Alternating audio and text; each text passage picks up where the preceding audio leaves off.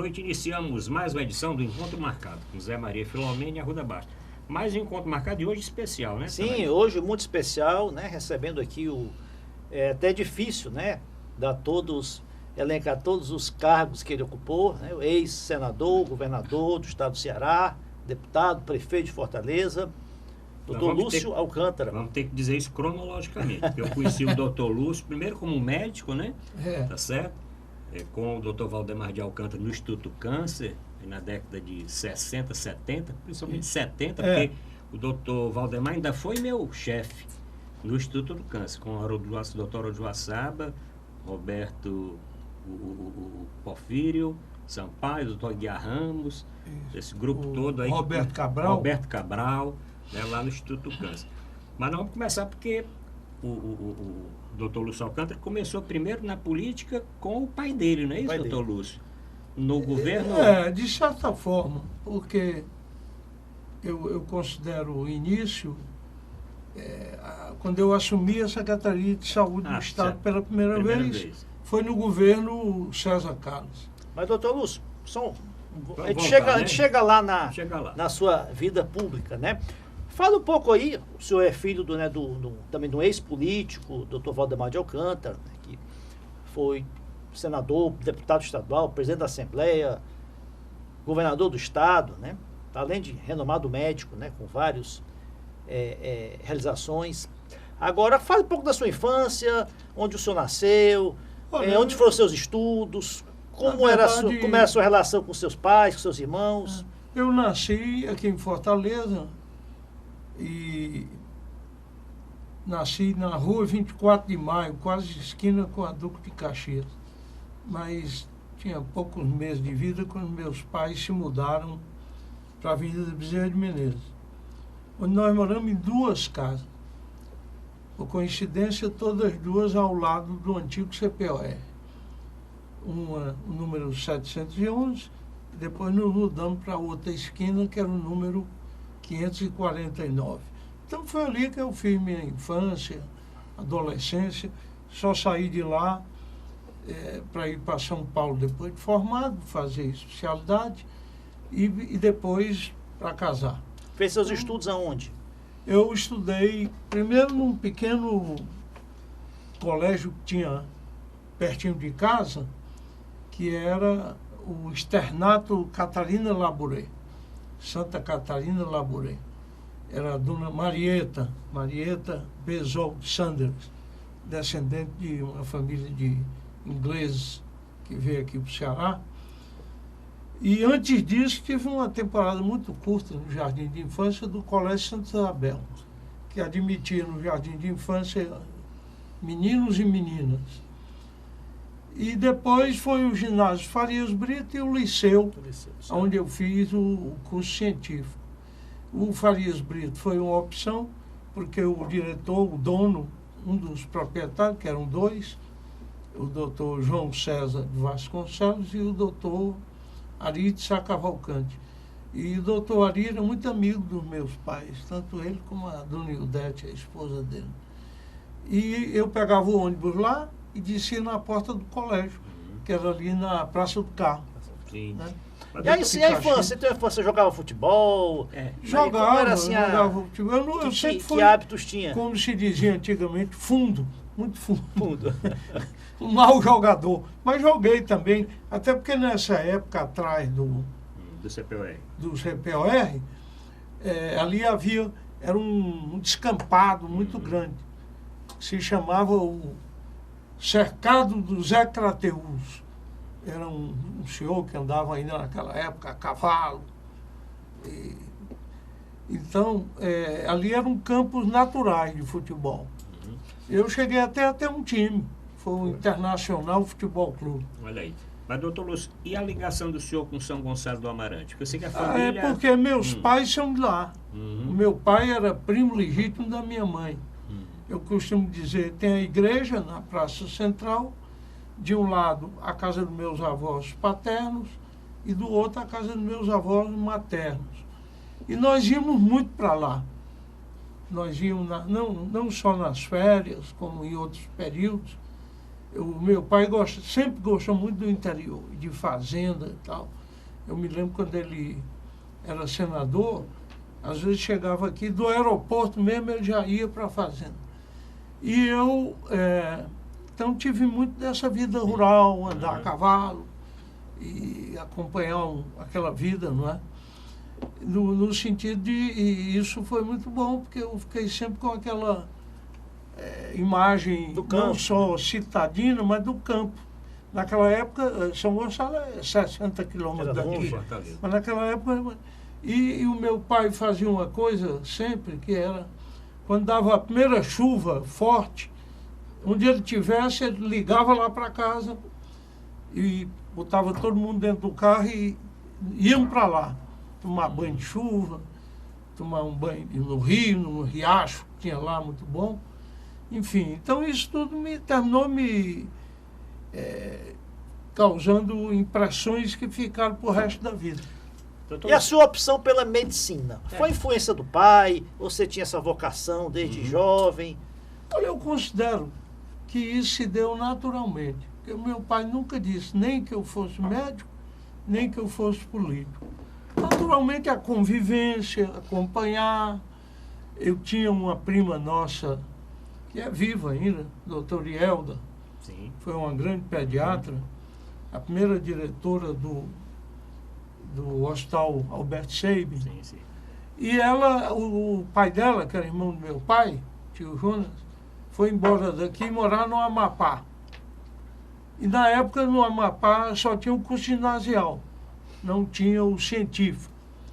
Então ela veio e morou conosco. Então ela é como uma espécie de uma irmã nossa. Então eu fui vendo aquilo, talvez ela, o pai, mas nunca ninguém me... Se houve indução, foi uma indução natural. Para a política, a mesma coisa.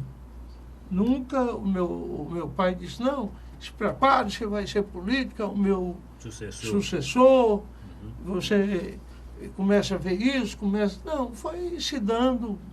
Meu plano de vida era até outro. Eu queria fazer uma carreira acadêmica, no magistério e tal. Mas, doutor Lúcio, mas na família eu sei que tem outros médicos, né? Como a irmã, a doutora Lúcia. Que veio depois de mim, a Lúcia. E tem a Márcia Alcântara, que é nossa prima também. Mas acontece o seguinte, nós éramos uma família de médicos. Hoje somos uma família de arquitetos. Porque a minha irmã mais nova é arquiteta, o marido dela é arquiteto, os dois filhos dela são arquitetos. Eu conheço a doutora Lúcia, né? Tem também outra irmã? Tenho uma mais velha, que é a Luísa, e tem a mais nova, que é a Lília. Essa, quando o papai foi para o Senado, ela foi com ele, e lá ela fez arquitetura e terminou o mandato, meu pai voltou, mas ela ficou. Casou também com um arquiteto, tem 2 filhos arquitetos, então eu digo sempre, trocamos uma família de médico por uma família de arquiteto. Pois é, duas grandes profissões. Né? Que requerem talento natural, né? Porque tanto a medicina, se não tiver dom, vocação, a arquitetura também, que é uma arte, né? Não deixa de ser uma arte. Doutor Lúcio, mas nessa época que o senhor fez faculdade, o senhor terminou em 66, parece, né? Exatamente. Nessa época, ali, comecinho da ditadura militar. O senhor ainda participou desses movimentos na época de 64? Olha, eu, na verdade, o que aconteceu? Foi exatamente, eu estava no 4º ano. Então, acompanhei aquele movimento, aqueles primeiros dias, né, que foram meio tumultuados. Tinha muita gente de esquerda dentro da minha turma mesmo. Um deles era o Valton, Miranda Leitão. Um ano na minha frente, o Aitan. Né? E aí se criou um certo consenso para eu assumir o diretório acadêmico. Eu nem queria. Mas o próprio pessoal da esquerda achou que eu tinha era uma pessoa tolerante e que ia, vamos dizer assim, conduzir a coisa com mais equilíbrio. Era um momento muito difícil. E eu aceitei, fiquei um ano e pouco. Acho que não chegou a 2 anos. Depois cuidei logo de fazer uma eleição. e procurei contornar o professor Joaquim Eduardo de Alencar, que era um notório esquerdista, um homem de ideias da esquerda. Ele deu, inclusive, entrevistas, na Fundação Valdemar Alcântara, está lá,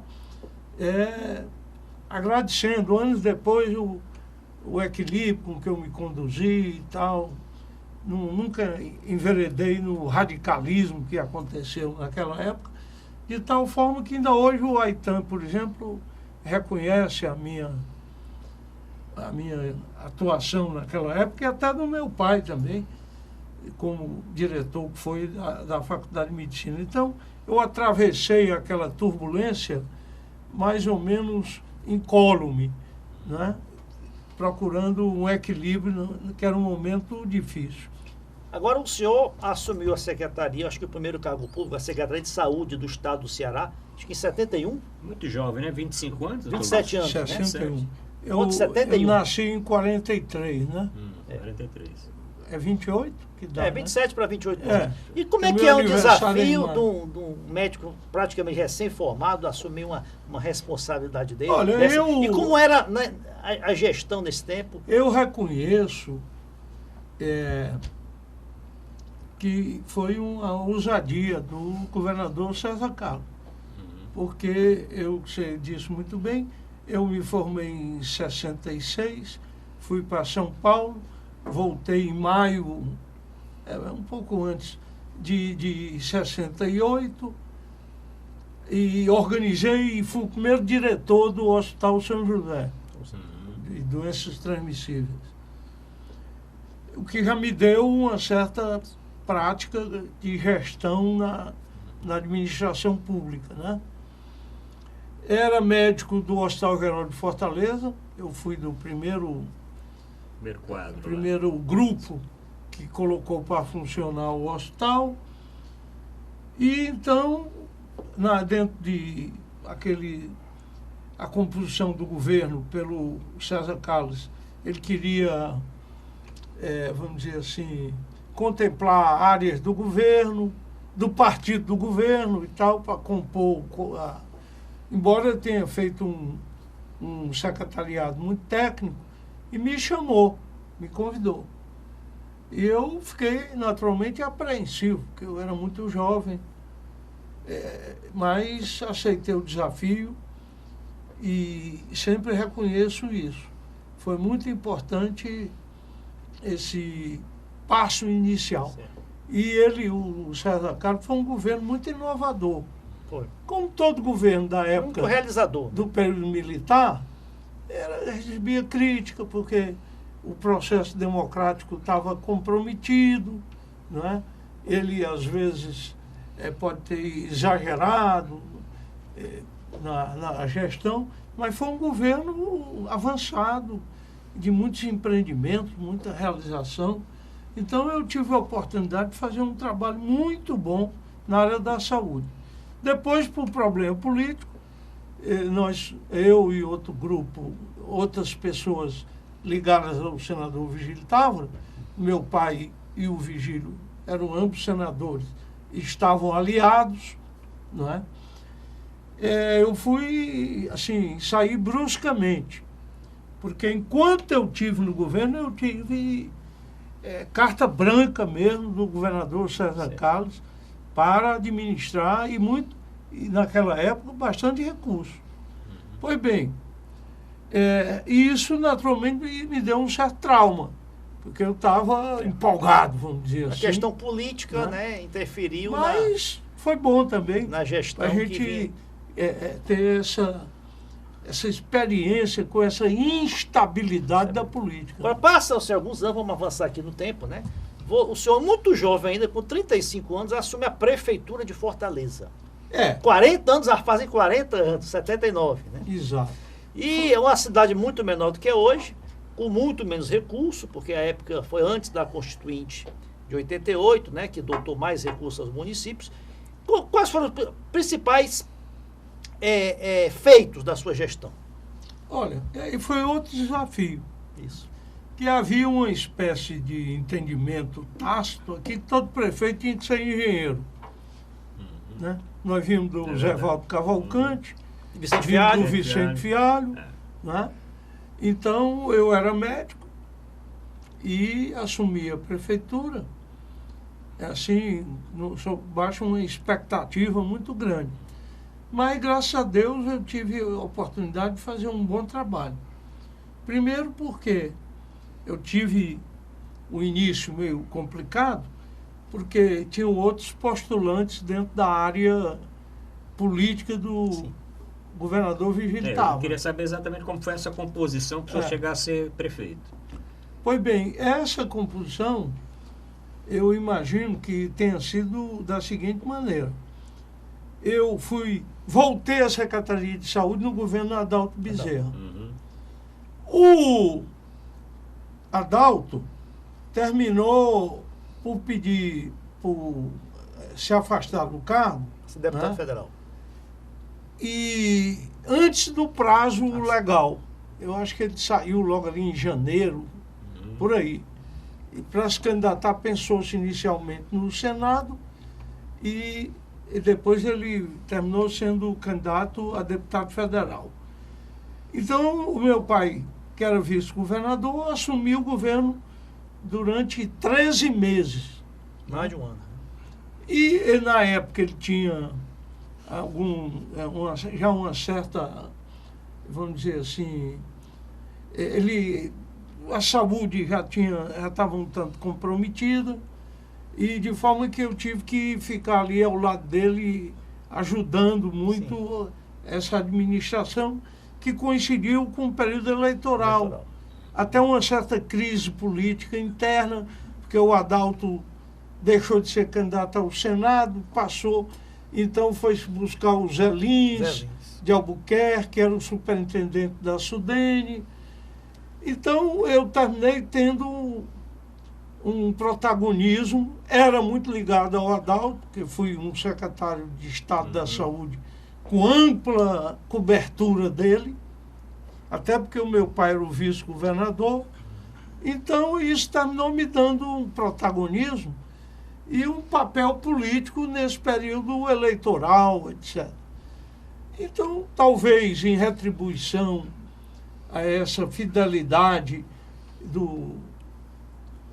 vamos dizer assim, essa fidelidade, esse compromisso, essa ligação muito forte que tinham os dois, o senador Virgílio e o meu pai, ele achou que era uma forma de aproveitar talvez alguma capacidade de gestão que eu demonstrei e tal. E o que o senhor, assim... Então, esse início... Não, mas ficou ainda para falar das realizações. Pois às vezes a prefeitura. Esse início foi um pouco mais difícil, porque não vou citar nome, mas tinha mais uns dois que também... Pretendentes, né? Que eram mais ligados ao senador Virgílio do que eu. Eu ia até citar o nome de um. Mas o senhor não Quem é? Pode citar. Não, eu fiquei mais ligado ao Adalto. O Paulo Lustosa também não era na época? Não. Paulo não foi cogitado. Mas ele foi secretário. O Paulo secretário da Fazenda, planejamento. Quando o senhor foi secretário da Saúde, o Paulo ele era de planejamento, né? do governo do Adalto. Do Adalto. Aí, o início foi um pouco mais complicado, mas aí eu tive uma conversa franca, muito sincera com o governador. Vigílio. Vigílio. E a partir dali, a coisa funcionou e eu devo muito ao apoio que ele deu. E a um dos seus auxiliares principais e de maior confiança dele, que era o chefe da assessoria especial, Oeste de Borges. Então eu consegui recurso do Estado transferido para a Prefeitura e concentrei muito do meu esforço na área de meio ambiente, de parques, de urbanização de lagoas, do Riacho Pajeú, obras viárias, não é? Importantes, enfim.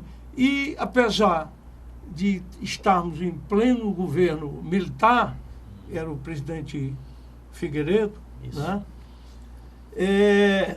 Eu consegui criar conselhos onde a comunidade estava representada, Conselho do Meio Ambiente, um conselho para analisar e aprovar obras de grande porte, como um shopping center, um centro de convenções, e realizávamos uma vez por ano o Fórum Adolfo Epstein.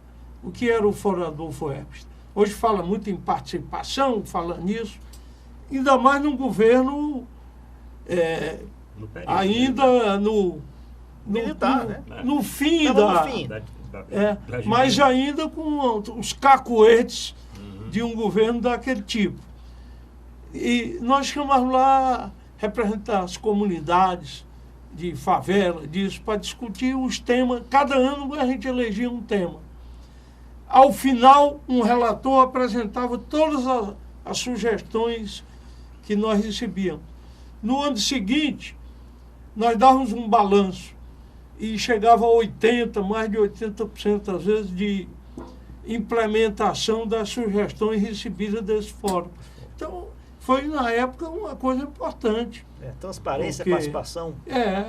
E agora, o meu gabinete era aberto. Toda sexta-feira, quando era Maria Luísa, era o Inácio Arruda. Verdade. Chegava lá em frente com a turma, eu mandava entrar, o gabinete ficava cheio. Qual é o problema? Não, nós queremos água, luz, telefone, casa, esgoto, calçamento e tal. Mas peraí, vamos... Mas, doutor Lúcio, dialogava. A sua vida pública teve várias inflexões partidárias, né? Então, eu vou citar a primeira que me marcou muito, que eu estava lá em Brasília. O senhor teve a trajetória política inicial feita no partido, até por influência do seu pai, por ligação do seu pai, claro. O partido do governo, né? Seu pai acho que era da UDN ou PSD? PSD. Do PSD. Então, o senhor começou na Arena, depois passou para o PDS, né? Que era o partido... Sucedeu. Na verdade, na Arena eu não tive atuação, nem... Não sei, na verdade, eu conto sempre do PDS em diante. Do PDS. Agora, eu lembro bem, nós estávamos já no final da ditadura, mas ainda era um período assim de muito arbítrio, né? De pouca flexibilidade democrática. E o senhor, na votação da emenda Dante de Oliveira, o senhor, no partido do governo, votou contra a orientação do seu partido, votou pelas diretas. Acho que o senhor foi o único, o senhor e o deputado Paulo Lustosa foram os únicos deputados do Ceará que votaram pela emenda da direta. PDS. Não, do PDS, estou falando do partido do governo. Porque tinham alguns do Como é que foi? Teve muita coragem para fazer isso? Mas aí você pulou o seguinte, o doutor Lúcio deixou a prefeitura e foi se candidatar. Sim, isso, já deputado federal. 82. Na época, não, doutor Lúcio, foi um dos mais votados. O segundo mais votado. Em 86, aí eu fui mais votado do Estado. Então, essa foi uma inflexão, que ele, no partido do governo, deve ter sofrido enormes pressões. Ele vai contar agora. Ameaça de retaliação do governo federal. Aconteceu, doutor Lúcio, alguma coisa? Aconteceu. Por que essa decisão? Porque eu achei que realmente era o melhor caminho até para encerrar aquele período, né? Que o presidente Geisel começou a abertura lenta e gradual. Isso. E o general Figueiredo continuou, né? Lembra das primeiras? Sim. Depois ele terminou, acho que depois daquela cirurgia de coração que ele fez, ele terminou... Abrandando um pouco. O início dele era um populista. Essa sua decisão foi importante porque o senhor foi o primeiro do PDS, pelo menos em termos de Ceará, né, a aderir à direta. Depois abriu a porteira, outros deputados aí votaram no Tancredo. Aí... Nós criamos um grupo lá que era o chamado Pró-Direto. Pró-Direto. Pró-Direto. E esse grupo se reunia com o deputado Luiz Guimarães, que era um... Né? Nós tínhamos... que era para ver se a gente conseguia o quórum, né, para aprovar a emenda Dante de Oliveira. Íamos para alguns encontros, e eu não me lembro quantos éramos, mas era um grupo dentro do PDS que resolveu apoiar, sob muita crítica dos nossos colegas, do nosso pressões veladas ou ostensivas, e um dia eu estava em casa, eu não sei se era Semana Santa, eu tinha feito uma viagem com a família para Minas.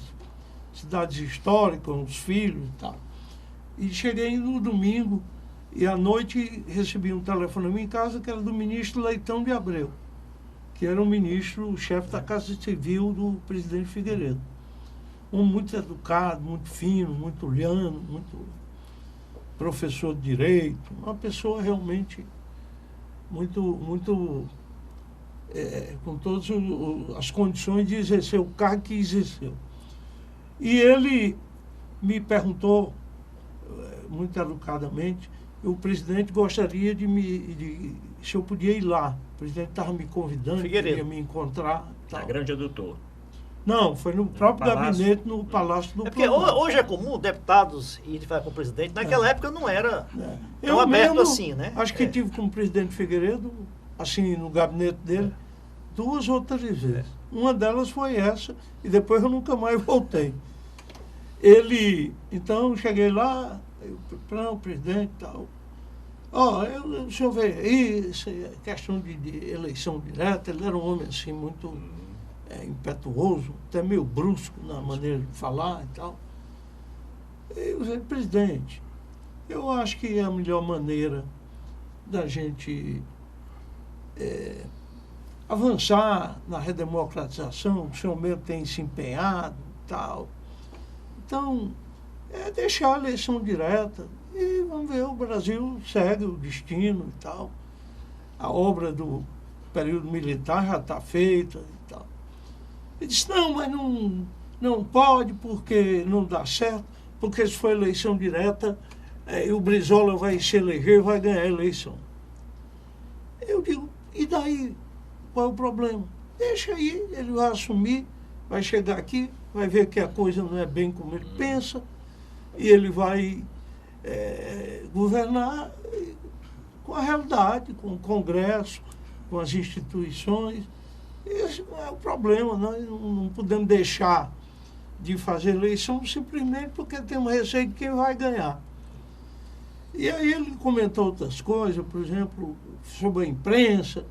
A imprensa, daí, essa aí dessas páginas amarelas, fica aí, que era a Veja. Veja. Aí, só criticando, ofendendo, e vem aqui pedir dinheiro para autorizar empréstimo, para autorizar publicidade, mas só sabem criticar.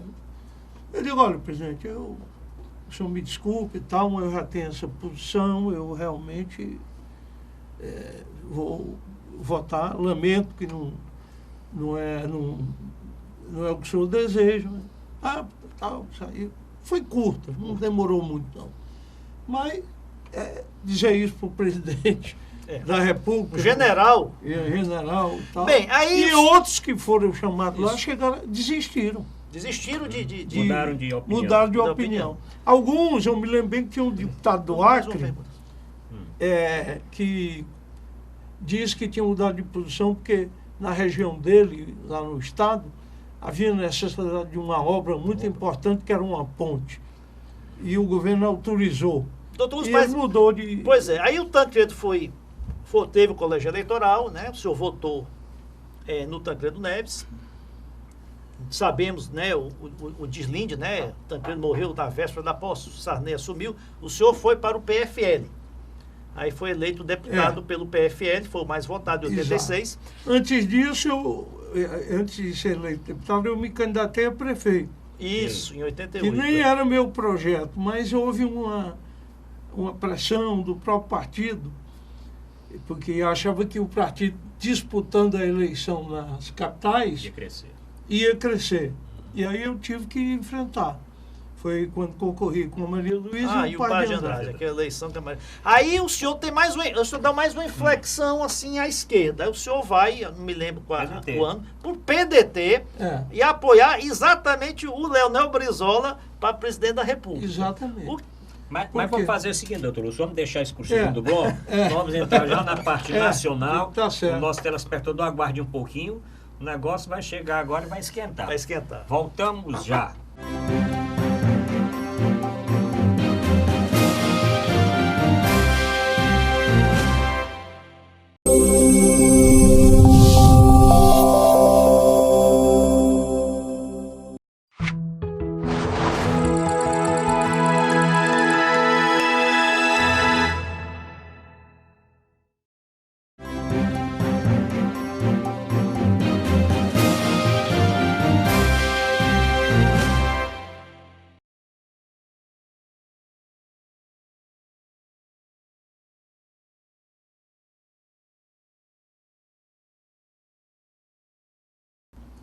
Iniciamos a primeira edição nacional do Encontro Marcado, aqui direto do Ceará, com Zé Maria Filomena e Arruda Bastos. O nosso programa vai ao ar na TV+, às segundas, quartas e sextas, a partir das 9 da noite. O nosso telespectador pode participar do programa encaminhando sua mensagem para o WhatsApp 85999251122, entrando no nosso portal na internet, portalarrudabastos.com.br, ou no site da TV+, tvmais.org. Então, Zé Maria, agora a nível nacional, vamos conversar aqui com o ex-governador do Ceará, ex-vice-governador do Ceará, ex-senador do Ceará, ex-deputado federal, ex-prefeito de Fortaleza e ex-secretário de saúde, dentre outras funções que o Dr. Lúcio Alcântara já desempenhou na política do Estado do Ceará. Além de ser um imortal membro da Academia Cearense de Letras. Nós íamos falar isso no finalzinho dessa parte aí do Dr. Lúcio Alcântara. Mas, Dr. Lúcio Alcântara, vamos pegar um pouquinho aí da eleição indireta que elegeu Tancredo Neves, né? Certo. O senhor contou aqui nos bastidores a respeito de uma conversa que o senhor teve com o presidente Figueiredo, né? Estava querendo convencer para o senhor não votar antes ainda da eleição. Votar na chamada emenda Dante de Oliveira. Conte um pouquinho. Que era um colega nosso, deputado do falecido, né? Mato Grosso. E como é que foi aí? O presidente não queria eleição direta naquela época, é? Não, ele achava que não convinha, que, enfim, o ambiente não era ainda propício. Naquela época, o candidato forte era o Brizola. Olha, eu não me lembro que tivesse pesquisa de opinião já naquela época, acho que não. Mas ele devia ter informes, como se chama no jargão desses órgãos de Olha, tinha muita inteligência naquela época, né? Naquela época tinha muito... na verdade existia um temor. E realmente eu acho que ele seria um candidato forte. Aí eu não me lembro exatamente da cronologia, porque o Figueiredo teve uma coisa, foi a anistia.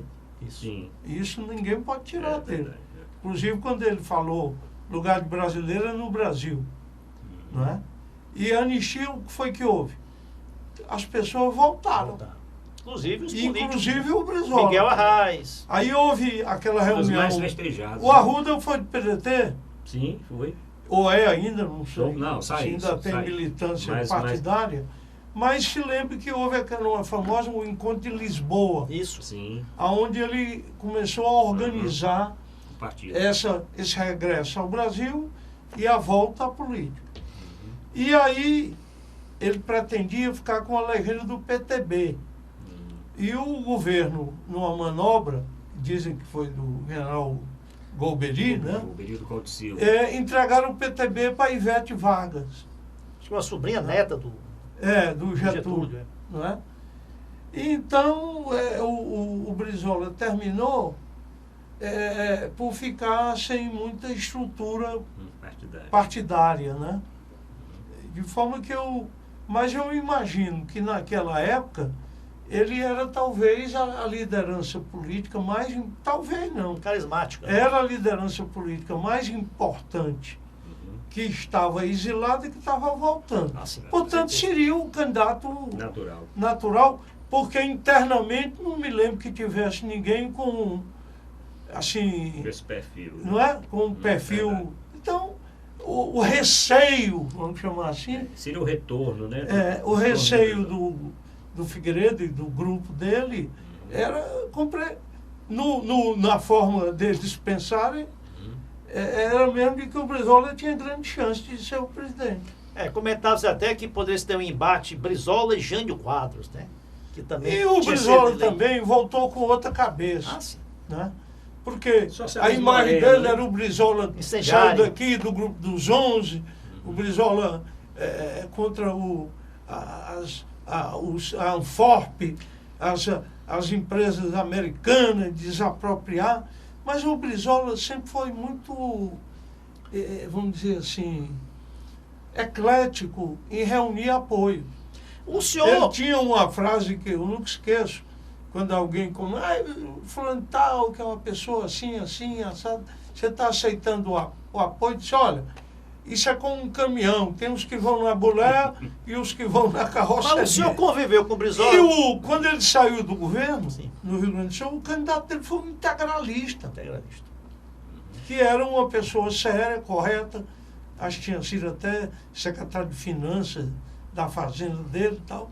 Então ele era uma pessoa, principalmente depois de ter convivido com a social-democracia alemã e europeia e tal, ele tinha outra visão, outro e até perfil. Depois, né, doutor Lúcio, no governo do Rio de Janeiro, né? Com o socialismo moreno e tudo, exato, né? Convivendo com... No governo do Rio de Janeiro, conviveu com Collor, foi, conviveu com Sarney, então não teve maiores problemas. Né? E o senhor... Ele tinha, era algumas coisas, isso, educação, não é? A coisa do social e tal, mas dentro disso ele... Tinha o CIEPS na cabeça dele. O CIEPS na cabeça dele.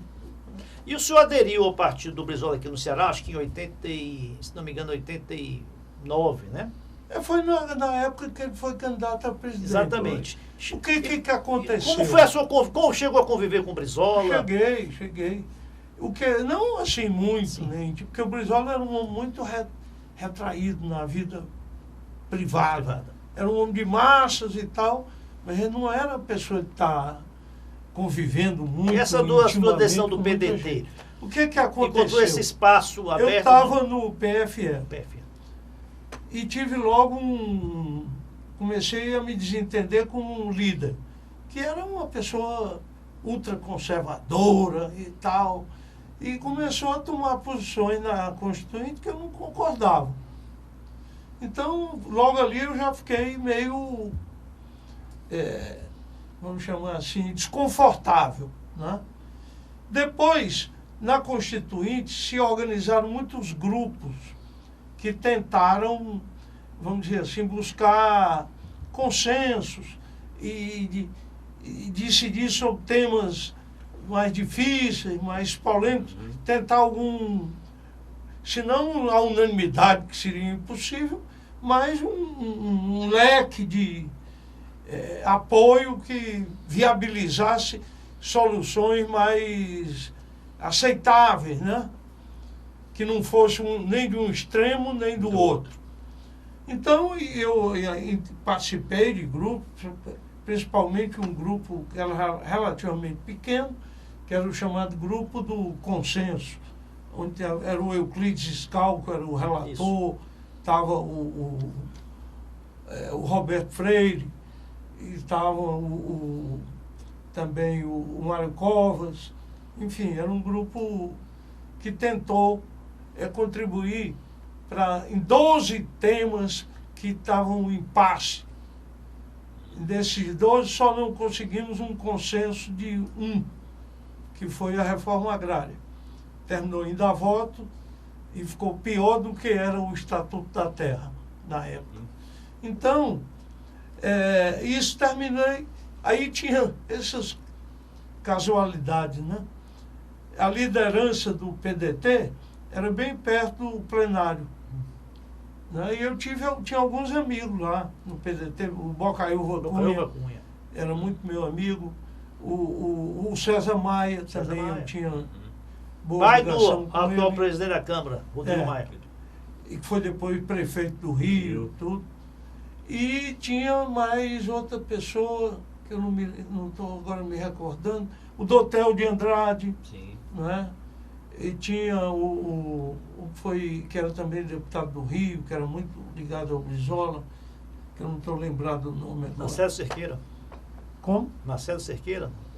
Não. Era um outro. Daqui a pouco eu me lembro. Está no partido Marcelo está fora, né? Tá fora. Eu acho que ele nunca chegou a se eleger deputado. Não. Foi candidato. Foi. Mas estava esse das entrevistas. Sim, o Roberto Dávila. Roberto Dávila. Isso. Bom, e aí teve um que foi secretário de Justiça no Rio, Vivaldo Barbosa. Então tive muita ligação, muita amizade, e com que não era deputado, mas que era uma figura muito importante dentro do partido, que era esse maranhense, Moreira, como era o nome dele? Agora eu me esqueci. Né, que era o homem do... que era um editor, fazia muitas revistas. Ainda está hoje, ainda está até pouco tempo, ainda estava... Não, mas faleceu já há um tempo aí. E que era deputado, foi deputado cassado naquela época e tal. Então, isso aí também, terminando dialogando, havia um espaço aqui, e enfim, aí então foi a razão de eu sair, porque não tinha mais espaço dentro do PFL. Ele só saiu e também logo depois foi candidato a vice-governador do governador Ciro na Ciro, época, né? Foi aí, já foi uma aliança do PDT com o PMDB. Não, antes disso, o senhor foi candidato novamente a prefeito. Ou não, foi depois? Não, foi depois. Eu fui candidato a prefeito no PF. Não, foi depois. Foi no PDT. Eu era o mais... pesquisas, assim, mostrar o senhor isso. E o Ciro e o Tasso e não aceitaram. Eu digo, olha, eu fui vice-governador, estou aqui, estou bem cotado, vocês não me apoiam? Aí fomos eu e o Edson Silva para a luta, né, que foi uma luta muito desigual. Sim, mas a gente também segurou a bandeira do PDT. Isso o senhor está falando da eleição de 92, né? Eu nem me lembro direito. Para prefeito de Fortaleza. Para prefeito de Fortaleza.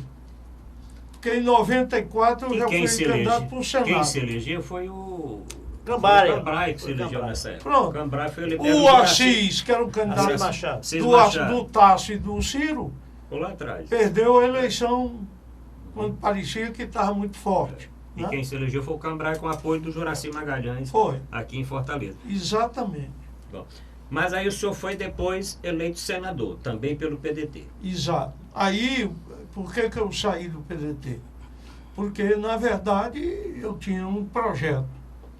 Eu gostaria de chegar ao governo, não por uma questão vaidade só. No Senado, para o Senado, eu tive, por exemplo, em Fortaleza, mais voto do que o Taxeressado para governador. E em Juazeiro e em outros lugares. Né? Então eu fui... a minha votação, vamos dizer assim, extrapolou o quadro somente, exclusivamente partidário. E estava difícil para mim, porque eu já tinha tido um exemplo de prefeito. Sim.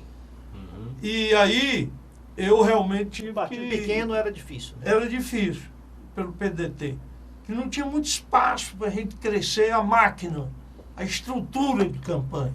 Né? Nós tivemos aqui uma vitória em Fortaleza e algumas cidades do interior. O Brizola teve uma votação espetacular. Agora, eu não sou imbecil de pensar que foi por minha causa. Mas nós conseguimos nos estruturar aqui com uma campanha informal, alegre, dinâmica, que surpreendeu o próprio Brizola e os organizadores da campanha dele. Que naquela coisa, quando a gente estava ali, como eu digo sempre, por uma vírgula, saber quem ia para o segundo turno, com se era o Brizola, isso, se era o Lula, e a apuração não era tão rápida como é hoje, tão célere, ficavam ligando para a gente, ainda tem voto aí, ainda tem lugar, mas na verdade já estava... tinha sido apurado. Já estava sendo... Bem, aí o senhor foi para o Senado. E aí eu fui... Né, para o PSDB. Para o PDT. E depois para o PSDB. Aí tirei o mandato no PSDB, quando depois fui candidato a governador. Mas vamos pegar agora de governador. Aí o senhor foi eleito governador em 2002, uma eleição assim foi por o nariz, né? Que eu sempre digo. Foi a eleição que foi ali... Foi por pouco mais de um nariz que eu deixei de ganhar no primeiro turno. Foi, isso. Foi, né? E depois quase não ganhava no segundo turno. A pesquisa até estava na véspera, dizia que eu ia perder. A boca de urna deu que só perdeu. A boca de urna, que foi outra coisa irregular, porque publicaram boca de urna às 4 horas da tarde, o que ainda tinha muita gente votando. Né? Zé Ayrton era o Mariano, o Zé Mariano era o vice, Mariano Freitas, e o Ayrton Cirino era o candidato. Como é que se chama? O Lula passou aqui no último dia de campanha. Foi. Chovendo, fez aqui um movimento enorme. Ele estava no auge. E daqui ele foi para Florianópolis. Me lembro bem disso. Lá o Amin perdeu a eleição. Tinha ganho no primeiro turno e perdeu. E eu aqui ganhei eu encontrei depois, logo que eu encontrei com ele numa reunião de governadores que foi em Araxá, antes de assumir, nós assumirmos, e eu brinquei com ele: "Ai, presidente, você me baleou lá gravemente e matou o Amin em Florianópolis. Eu ainda consegui escapar." E ele ria, brincava e tal. Mas, doutor Lúcio, o senhor fez um governo muito bem avaliado, né? Índices de aprovação excelentes, com muitas realizações, tanto obras, como também melhoria nos índices sociais, de segurança, de educação, e o Estado muito bem gerido do ponto de vista fiscal. Mas se o senhor não foi, não caiu no efeito Lula em 2002, e em 2006 teve aquela avalanche do pró-Lula, né, muito popular aqui no Ceará, já com os programas sociais, Bolsa Família, repercutindo muito, e o apoio do Lula e do PT ao seu adversário, e também uma cisão que houve no seu próprio partido, parte do seu partido, se não apoiou o adversário diretamente, publicamente, mas apoiou publicamente, e isso levou realmente o senhor a perder a eleição. Olha, aí é o seguinte... Como é que o senhor explica isso? Isso aí é um assunto que ainda hoje incomoda analistas e tal, né? É citado sempre esse exemplo, porque a pesquisa Datafolha, que é um instituto isento, né, nem trabalha para político, nem para partido, eu tinha 62% de aprovação. Agora, o que acontece? Eu acho que não é só um fator, são vários.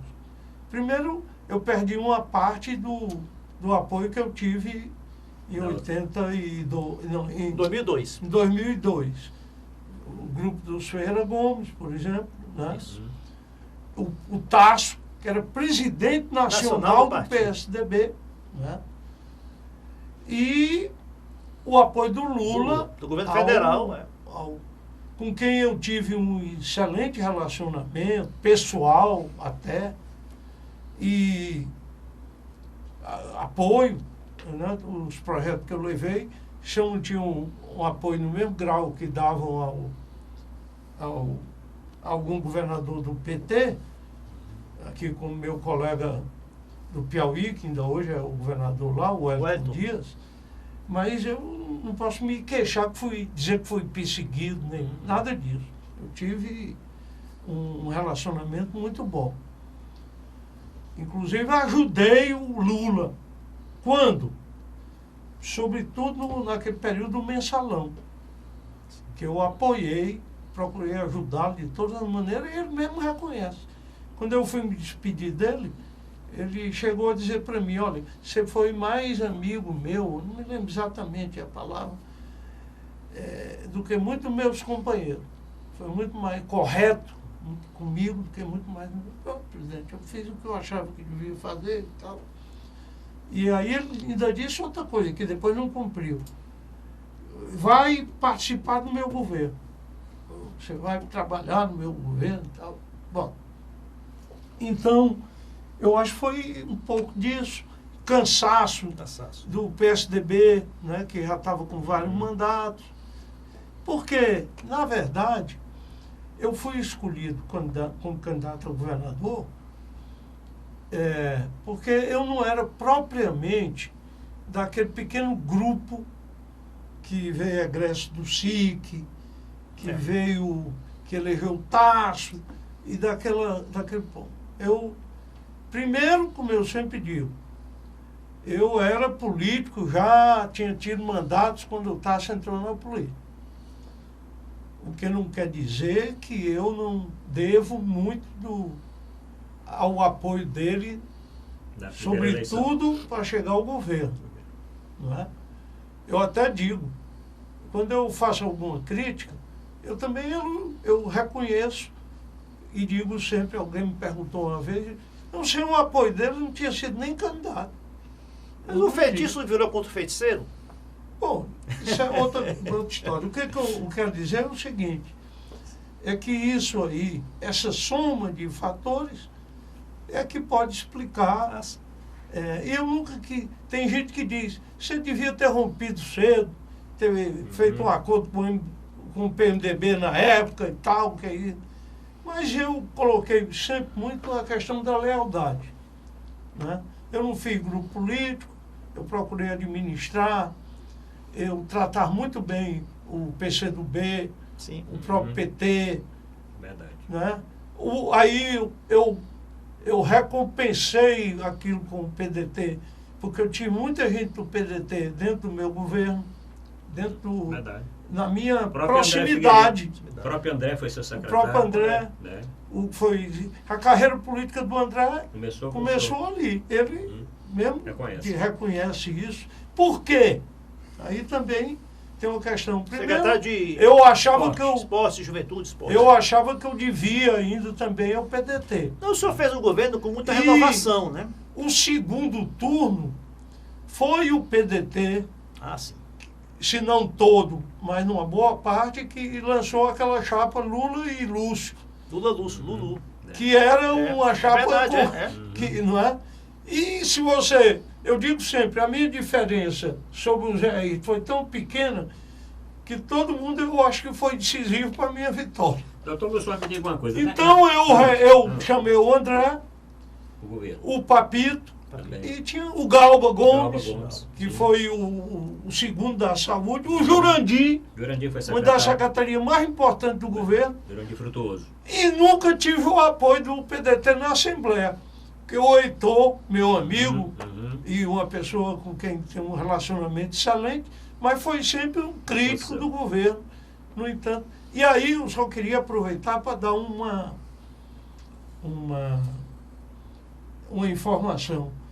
Eu achei que ele precisava ter uma conversa com o Brizola.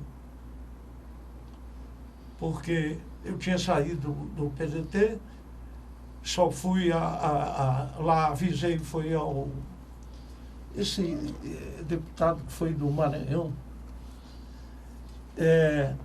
que era o secretário-geral do partido e tal. E aí entrei em contato e o Brizola me recebeu no apartamento dele. Na Avenida Atlântica. Tomei um café da manhã com ele e digo, olha, governador, na época eu saí por isso. Eu, inclusive, queria realizar coisas que eram bandeiras do PDT e minhas. No PDT eu não teria o apoio desse grupo. Então, mas na verdade, agora no governo, o PDT está dentro do governo. Nós estamos realizando muita coisa que eram da sua plataforma com pessoas do PDT. E foi ótimo, ele me tratou muito bem, conversamos bastante. Depois ele me levou até a porta e tal. E para mim aquilo foi muito bom, porque eu achei que tinha essa dívida com o partido, eu já estava resgatando. E com ele mesmo, como pessoa física. Agora, doutor Lúcio, avançando aqui mais na frente, né? O senhor agora retornou ao PSDB, né? Quer dizer, a política dá muitas voltas. E eu, pessoalmente, torci muito para que o senhor fosse candidato a senador agora nas eleições. Eu sei que o senhor foi convidado insistentemente e sem desmerecer as qualidades do Eduardo Girão, eu acho que o senhor teria ganho essa eleição com muito mais facilidade que ele pela sua história. O senhor não se arrepende, não, de não ter aceito ser candidato a senador? Eu tinha problema de ordem familiar. A minha mulher não aceitava de maneira nenhuma, era radical nisso. E ela sempre foi um apoio, pelo menos da retaguarda. Né? Não que ela nunca quis ser candidata a nada, né? Mas participava. E era importante para mim, era uma âncora também. E ela foi radical. E segundo, eu também não estava com muito entusiasmo de entrar nisso, como é que seria. E, enfim. Mas só foi convidado? Fui convidado. E poderia ter sido, poderia até ter ganho. Mas realmente eu não senti, achei que a minha participação na política, vamos dizer, ativamente, estava concluída. Eu apenas ainda tenho um pé ainda na política, porque a gente nunca consegue sair totalmente, porque acompanho, ajudo, procuro colaborar com o Roberto Pessoa. E foi por causa dele que eu voltei ao PSDB. Porque, na verdade, quando o PR deu um golpe aqui e tirou o Roberto, a mim e o Roberto da direção, eu ali não queria nem mais me filiar, estava considerando encerrado. Mas o Roberto insistiu comigo que se eu não acompanhasse, ele estava atravessando um momento difícil, porque o PSB foi uma opção, depois voltou atrás e entregou o Danilo, e ele estava fragilizado. Então eu fui mais por uma solidariedade a ele, e também porque eu queria, vamos dizer assim, acabar com esse mal-estar, né, que ficou entre mim e o Tasso por causa do papel que ele teve naquela campanha. Agora, rapidinho, olha, nacional. Estamos terminando o programa. E o governo Bolsonaro, doutor Lúcio? O que é que o senhor acha do governo Bolsonaro? Olha, eu acho o seguinte, eu estou muito preocupado. Estou muito,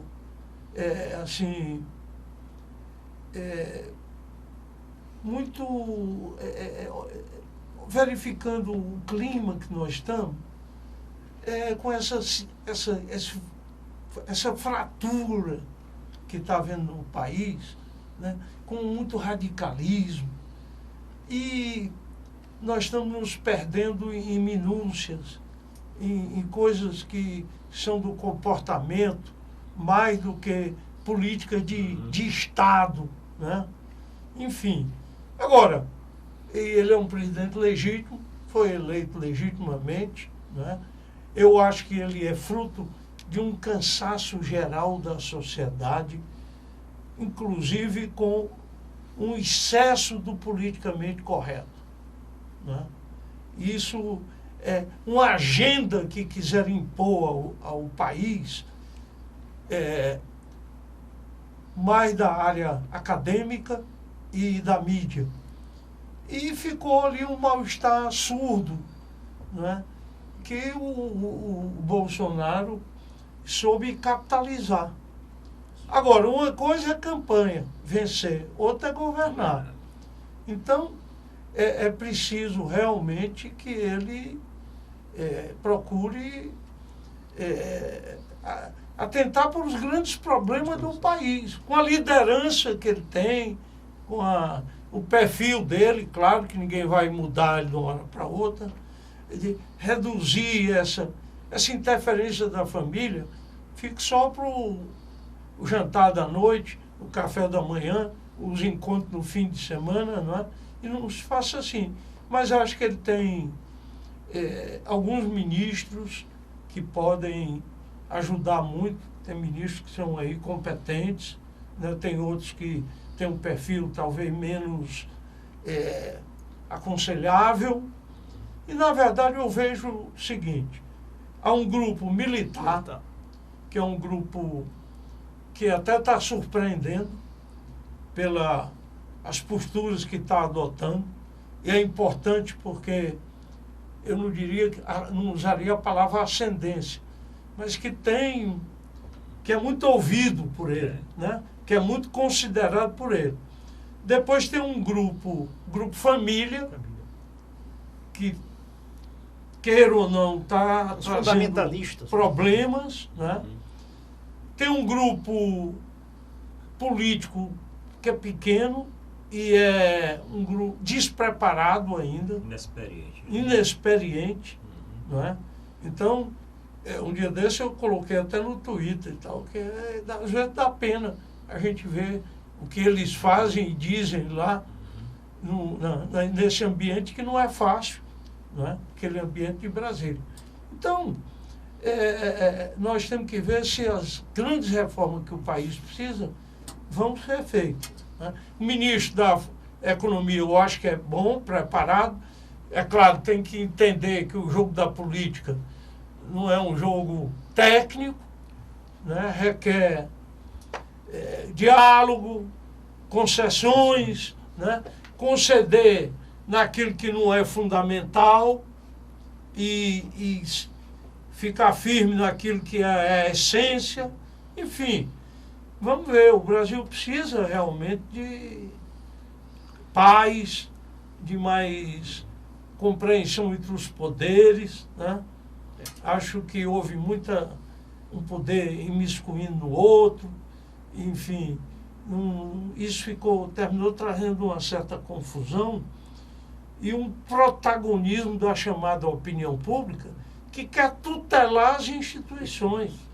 O Poder Judiciário não é um homologador da opinião pública. Ele tem que se exigir a lei. Você pode por pesquisa, né, de opinião pública.